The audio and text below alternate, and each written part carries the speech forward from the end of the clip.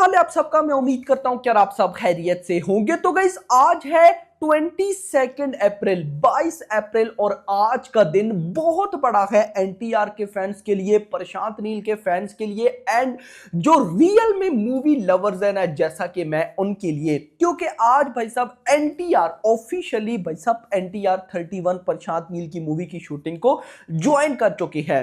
मैं भाई साहब लास्ट डे तक आपको एक एक रिपोर्ट दूंगा कि भाई साहब यहां पे शूटिंग है, ये स्केड्यूल इतना हुआ, कुछ ये लीक्स निकल कर आए। हम पूरी की पूरी जर्नी को गाइज एंजॉय करेंगे। तो अभी इस वीडियो में कुछ स्पेशल गाइज अपडेट्स हैं एनटीआर 31 की जो मैं आपको बताने वाला हूं। तो वीडियो को लाइक करो, चैनल को सब्सक्राइब करो ताकि ऐसी अपडेटेड वीडियोस आपको जल्दी से जल्दी देखने को मिले। सो गाइज यहां पर सबसे पहले तो मैं आपको बताता चलूं एनटीआर की जो फिजिक है उसके बारे में। यहां पर बहुत सी रिपोर्ट्स थी कि एनटीआर ने कोई मेडिसिन ली है लाइक ओजेम्पिक वगैरह जिस वजह से उनका वेट लॉस हुआ है। ये बिल्कुल न्यूज झूठी है। यहां पर भाई साहब जो अपने एनटीआर है उन्होंने 5 भाई साहब महीने लगाए हैं। इसीलिए तो मैं बोलता था, मतलब ये बात, ये न्यूज मेरे तक भी नहीं आई कि एनटीआर वेट लॉस कर रहे हैं, यानी कि 5 महीने लग गए एनटीआर को 18 केजी 18 केजी वेट लॉस करने में। 18 केजी वेट लॉस किया है 5 महीनों के अंदर। इसीलिए तो भाई इस मूवी की शूटिंग इतना डिले हुई, नहीं तो शूटिंग 5 महीना पहले ही स्टार्ट हो जाती, क्योंकि 5 महीना पहले तो एनटीआर ने वॉर 2 की शूटिंग क्रैप की एटसेट्रा एटसेट्रा।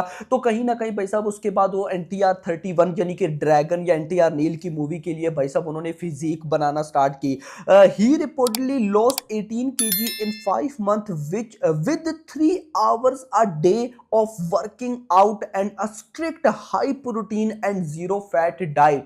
भाई जस्ट इमेजिन कि एक एक्टर अपनी बॉडी के साथ इतना कुछ कर रहा है तो वो मूवी कैसी कैसी कैसी होगी। भाई मैं बहुत एक्साइटेड हूं। मैं इवन के जब रिसेंट दिनों पोल्स चल रहे थे कि जो अपकमिंग मूवीज हैं एनटीआर नील या फिर भाई साहब स्पिरिट या फिर एसएसएमबी 29 या फिर एटली 6, बातें हो रही थी कि आप किस मूवी के लिए ज्यादा एक्साइटेड हो। तो गाइज मैंने बोला कि मुझे लगता है कि डे 1 में स्पिरिट सबसे बड़ी ओपनिंग ले सकती है, लेकिन अगर मैं बोलूं कि मैं जिस मूवी के लिए सबसे ज्यादा एक्साइटेड हूं तो वो है एनटीआर नील।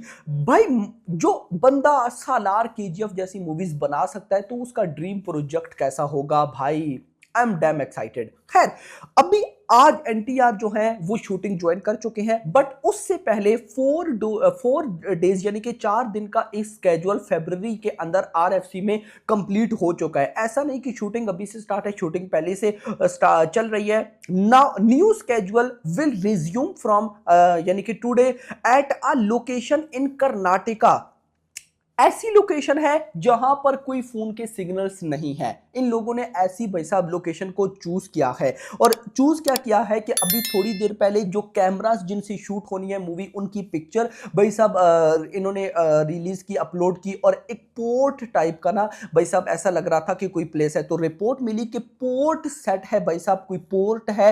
तो उस पोर्ट पर भाई साहब इन लोगों ने कहीं ना कहीं ये सेट लगाया है। तो देखना इंपॉर्टेंट होगा कि क्या होने वाला है, इस पोर्ट का क्या चक्कर है, ये पोर्ट पर क्या होगा। ये अगर आपने चीजें जाननी है ना तो फिर बोल रहा हूं यूट्यूब के ऊपर जाकर लिखो NTR 31 story revealed by BHT review, मेरी वीडियो आएगी, आप देखना। बहुत गाइज उसमें मैंने डीपली आपको बताया, इसीलिए तो मैं एक्साइटेड हूं। नहीं तो देखो वॉर 2 की शूटिंग चली, देवरा की शूटिंग चली, मैंने ट्रिपल आर की शूटिंग चली, मैंने किसी को भी ट्रैक नहीं किया। लेकिन यहां पर हम प्रशांत नील की इस फिल्म एनटीआर 31 को कंप्लीट ट्रैक करेंगे, क्योंकि मैं बहुत एक्साइटेड हूं भाई साहब इसके लिए।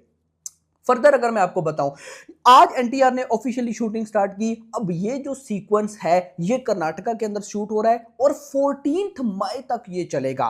14 मई तक गाइज ये चलेगा सीक्वेंस। उसके बाद भाई साहब नेक्स्ट जो स्केड्यूल है वो बहुत क्रूशियल होने वाला है, वो बेसिकली फॉरेस्ट सीक्वेंस होगा।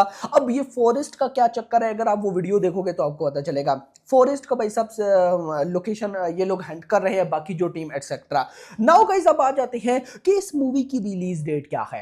सो गाइस देखो उड़ती उड़ती जो रिलीज डेट है वो है 9 अप्रैल। और गाइस देखो जाए तो 9 अप्रैल डेट जो है वो इतनी अच्छी नहीं थी, हम इसके बारे में ऑलरेडी डिस्कस कर चुकी हैं। लेकिन अब आपका क्वेश्चन होना चाहिए कि 9 अप्रैल कोई ऑफिशियली तो नहीं है, तो ऑफिशियली कब आएगा? तो देखो गाइस मेरा ये मानना है कि अगला जो महीना होने वाला है 20 मई या 20 मई को अगर भाई साहब इन लोगों ने मतलब कि एनटीआर की फर्स्ट लुक रिलीज ना की ना, वो अलग बात है, लेकिन रिलीज डेट जरूर आएगी। यानी कि इतने बड़े सुपरस्टार की बर्थडे को प्रशांत नील ऐसे तो नहीं जाने देंगे, उसकी रीजन है। अब गाइस देखो अगर अगले साल का अप्रैल है, अब देखो ना अगले साल का अप्रैल मतलब अप्रैल की रिलीज बताई जा रही है ना 9 अप्रैल, तो डेफिनेटली फिर अभी मई में बर्थडे है, मतलब अगले साल तो बर्थडे फिर नहीं आएगी ना, यही बर्थडे होगी। तो भाई इतना बड़ा डायरेक्टर इतने बड़े स्टार की बर्थडे को कहीं ना कहीं मैं कहता हूं ऐसे वेस्ट नहीं जाने देगा। इंटरेस्टिंग चीज,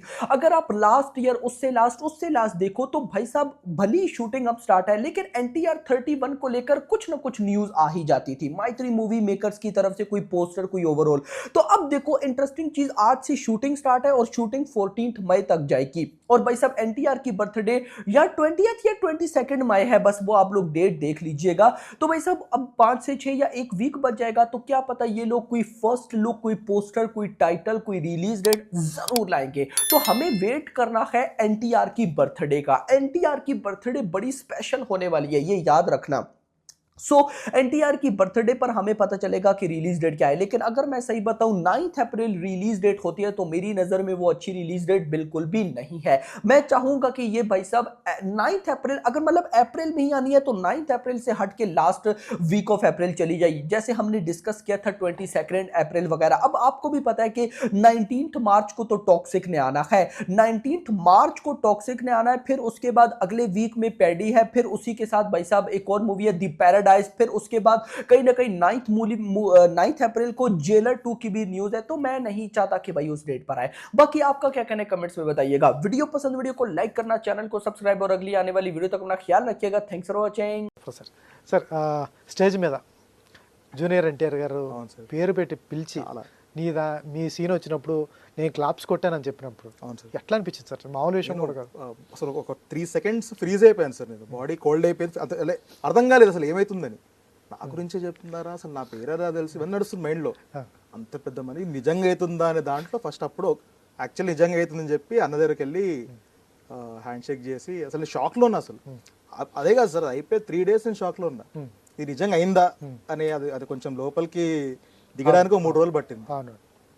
సూపర్ అది చాలా గ్రేట్ సార్. అది ఎందుకంటే అంత పెద్ద యాక్టర్ నా గురించి అయినా లేదా మాలాంటి ఇప్పుడిప్పుడు స్టార్ట్ అయిన యాక్టర్ చెప్పడము మాకు చాలా లైఫ్ లో బెనిఫిట్ చేస్తుంది సార్. అది ఆ థాట్ ఒక మనిషికి ఉండడము, అందుకే ఆ స్టార్ అనే పదానికి ఒక కరెక్ట్ వాల్యూ సార్. అది పేరు గుర్తుపెట్టుకుని కరెక్ట్ సార్.